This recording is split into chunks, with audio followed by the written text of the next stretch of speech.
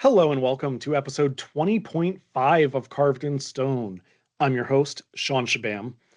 I've admitted many times to not being perfect and making mistakes. Today, I want to reflect on the first 20 episodes of Carved in Stone, the main episodes, the Mount Rushmore selections, and go over some things I missed, could have added, or was flat out wrong about.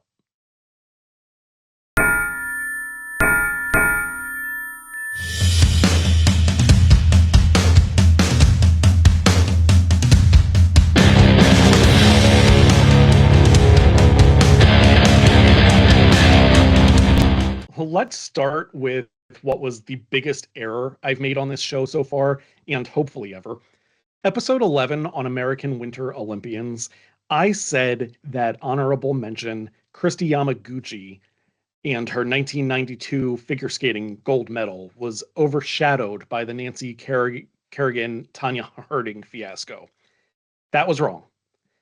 The Kerrigan Harding thing happened in 1994, not 92. Yamaguchi not being in the 94 Olympics is actually what opened the door for the other two to have legitimate opportunities to climb to the top of the podium.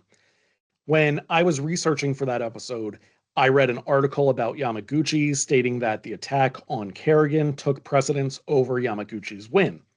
I actually thought to myself that I didn't remember Yamaguchi competing that year, or at least not winning.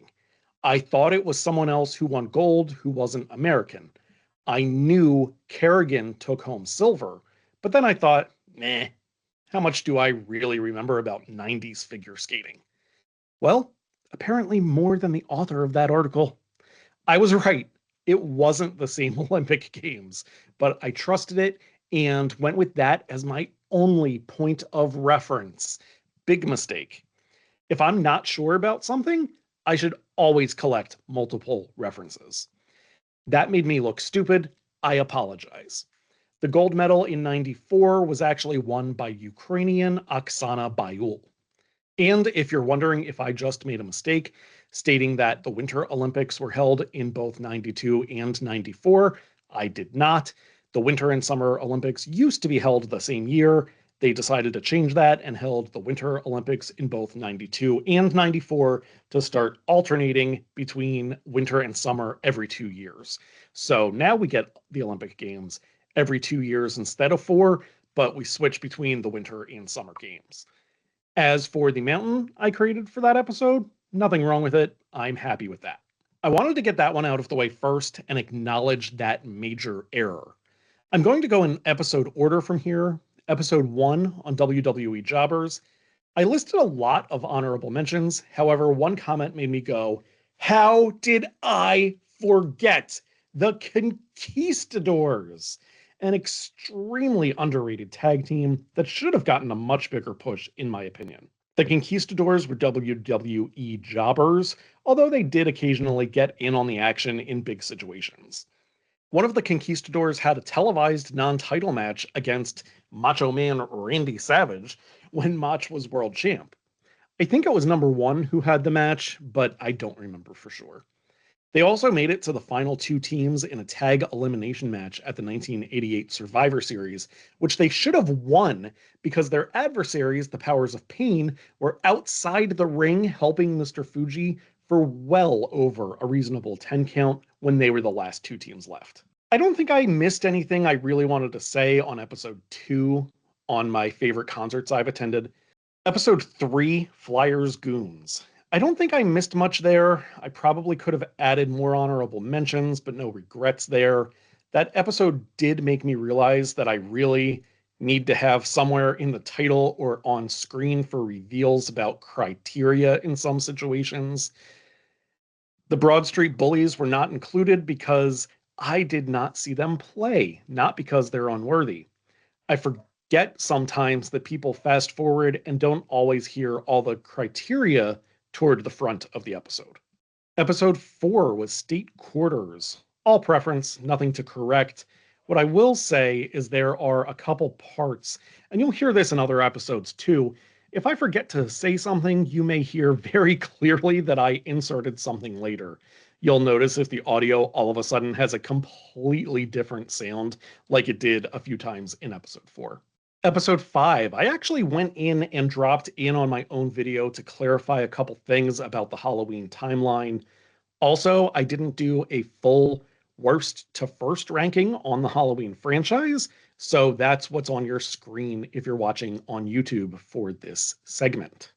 Episode 6, WWE Golden Era Wrestlers. I think I nailed it. I had reasons for not including some of the big names like Andre the Giant and Rowdy Roddy Piper.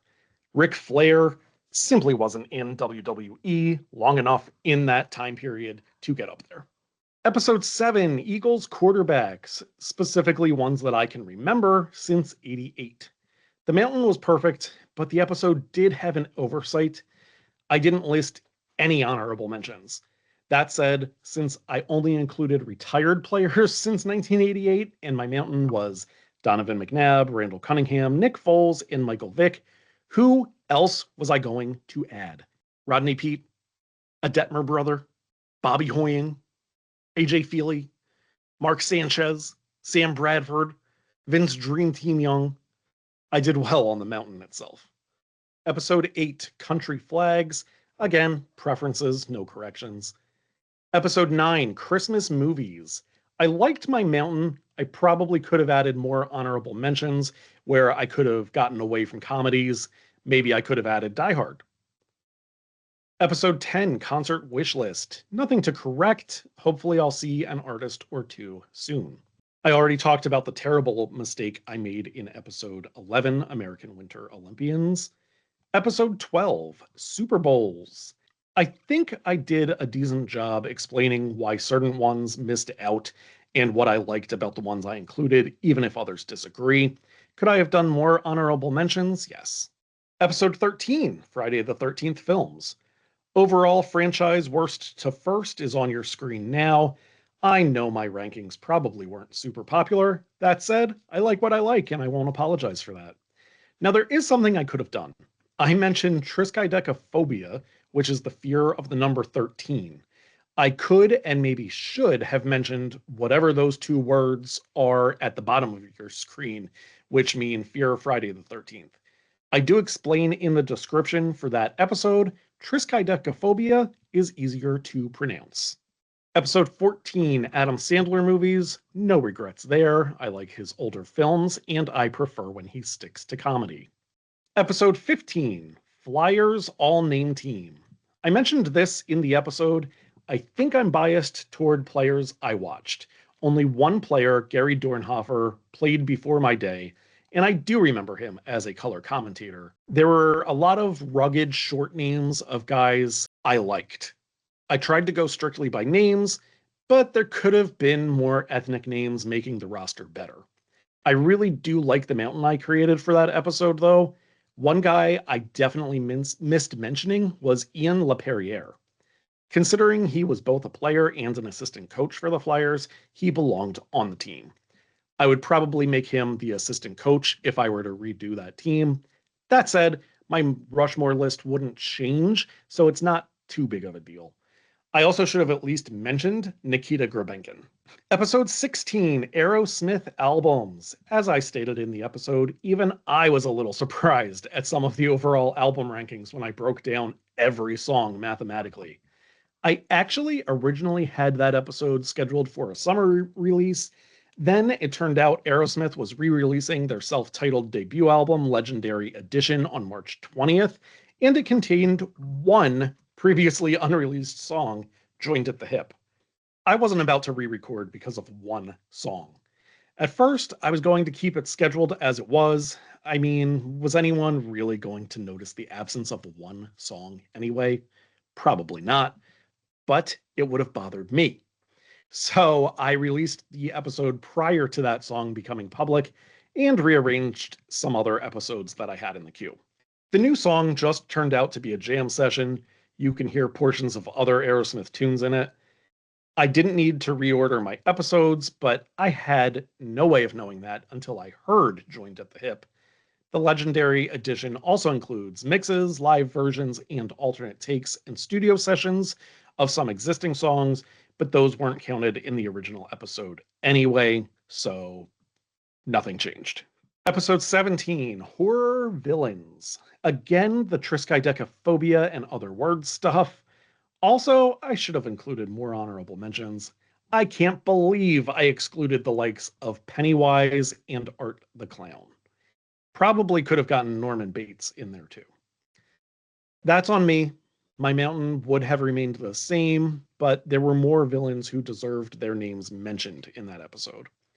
Horror is one genre where a perfect Rushmore doesn't exist, and if you're mad about the omissions, good. That means you care. Episode 18, Mount Rushmore of Vegetables. I probably could have added even more honorable mentions like cauliflower and carrots. The mountain itself was good. Episode 19. This is the only one where I think I should have changed my mountain. City Connect jerseys. All four of the jerseys I chose rocked, but there was one honorable mention that rocked just a little bit more than I gave it credit for at the time, and even then, I gave it a lot of credit. The Detroit Tigers City Connects. They should have made the mountain. I'll have to go back and watch, but I think I said the last spot was between the Tigers and the Miami Marlins. The Tigers actually should have replaced the Toronto Blue Jays. I should have deducted some points from Toronto for having dark colors on black, but I made the mountain that I made, and I just have to live with that mistake. Last but not least, episode 20. I absolutely love the Pittsburgh Penguins all-name team that I created, despite my hatred for the real team. The names are great, but I have one regret with that episode. It wouldn't change the team at all, but I said that I thought Zarly Zalapski had the coolest name ever. And while it might get silver, it does not capture gold because I forgot about a current goalie for the Buffalo Sabres, Okka-Pekka Luukkonen. I'm sorry, but that name slaps way more than Zarly Zalapski. One more thing I have realized and changed, I now post clips after an episode airs unedited. My original thought was do them before airing, edit them so I don't give away spoilers and entice people to watch. Being such a small podcast, that was a horrible idea. Also, since I've gone weekly with this, I don't feel pressure to post something every week because I already have an episode in the can. So my full episodes will continue to air first from now on, with clips airing throughout the following week. I'll start posting fewer clips too, but maybe making them longer so you're not getting 10-second clips. They might be more like 2 or 3 minutes. Some episodes, I won't even post clips at all. And finally, I felt my channel was too cluttered, so I decided to do away with clip playlists from each episode and instead just put all clips in one playlist. Hopefully, I'll eventually get around to listing what episode they're from in the titles. I do have playlists of full episodes by genre. For example, there's a music playlist, a movies playlist, and a sports playlist. There are others too. Those are just a few examples. This podcast is an independent creation and is not affiliated with any athlete, team, band, studio, or in any other way endorsed or sponsored by anyone named. Images are sourced from Wikimedia Commons under appropriate licensing. Well, there you have it. My errors, omissions, and oversights from the first 20 Mount Rushmores I've shared here on Carved in Stone. I'm sure I'll have to correct more with the next 20 episodes. This was really just a palate cleanse today. I wanted to acknowledge some mistakes I've made, and episode 20.5 seemed like a good time to do it. Thanks for joining me, and so sorry I'm not perfect like everyone else. I will see you next time. Go Birds.